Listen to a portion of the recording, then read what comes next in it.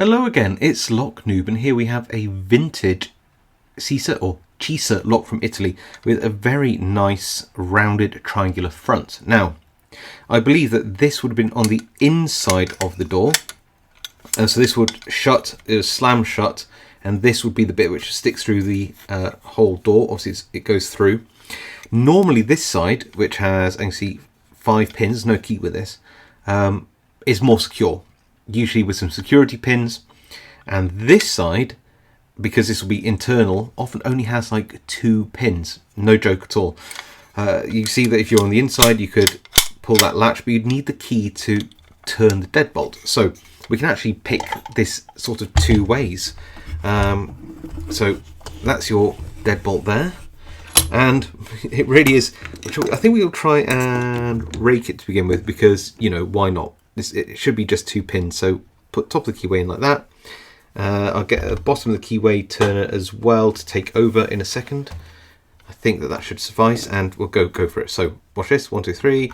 You give it a little rake like this, and then all of a sudden we are open, and we can turn this, and look, it'll throw the bolt this way all the way. But also, if you want to, you can turn it the other way. So go back. We'll just need to rake it the other way and open it up. So come here, put turning tool on the top, there you go, and give it a rake, and there we go. So we can turn it the other way now, and just grab that with the bottom of the keyway and open the bolt up. See it slide back, hopefully. Now grab it with the top of the keyway tool. We'll need to just rake the bottoms of the driver pins out of the way, and we are technically fully open now. And we can open the door from this side. If you're at the front of the house though, we will need to turn it around and pick this as if it was in the front of the door, like that. And this should be a bit more fun. So we could rake this into a bit of a false set, but CISA are, you know, pretty good for those lovely security pins where you have lots of spools. So I want to just enjoy the experience of picking a nice Italian spoolie lock. So this is pin 4 there, 2, back through, 1, 2, 3, 4 and 5. Okay, so it looks like we're not quite open yet, so somebody must be holding us back. It's 5 here, I think. There we go. Now look at that, into a false set, and quite a good one. Probably can't see in the camera there, but look at that lovely false set. Now it should just be a case of trying to find those lovely spool pins, which I guarantee you're in here, and try to find that counter rotation. And all of a sudden on pin 3 here, you can see that counter rotation, and straight back in, so back to the front. Now pin 4 I can feel is going to give us some, there we go. Oh, pin 4 just picked it, and there we go. So again, not super high security, but watch this. You can see now what's going to happen is we can, there you go, look at that. The latch will open now from that side. Pretty cool, huh? Now, I can't gut this. You might think, well, why not? It isn't just because it was lent to me by my good friend Yukov.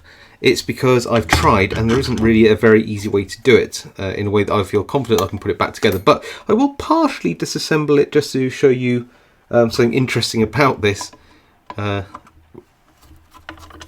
which I wasn't expecting. So undo this big screw here and pop this open like that. You pull this off. Now, I tried to unscrew these, but unfortunately I felt that what I was doing is I was sort of stripping these screws. And I still don't know if this would help me, because it looks like this lock was sort of, I don't know what the term is when it's been sort of hit with something to press the metal out. So I don't think I can get into this to gut it, sadly. But what was interesting is this. Just look at that. Look at the amount of iron filings and dirt at the back of this. I was not expecting to see the amount of sort of metal filings. It makes me think that it used a steel key, and it's been used an awful lot, because that's a huge amount of metal filings in there. So didn't expect to see that. But nevertheless, it's a very cool, very lovely little vintage lock. And you know what? I actually just enjoyed playing around with it. I mean, that's one good thing about locksport, isn't it? You get to experience locks of all different types. High security, low security, vintage and otherwise, and all of them have their charm. Anyway, I hope you enjoyed this video. I certainly enjoyed playing with this lock. Thank you for watching. If you like this video, leave a like. If you've got any comments about this lock or anything really, leave them below. I do read them all and reply to as many as I can. And if you haven't subscribed to the channel, please consider doing so. It really helps me out. So yeah, I'll see you all next time.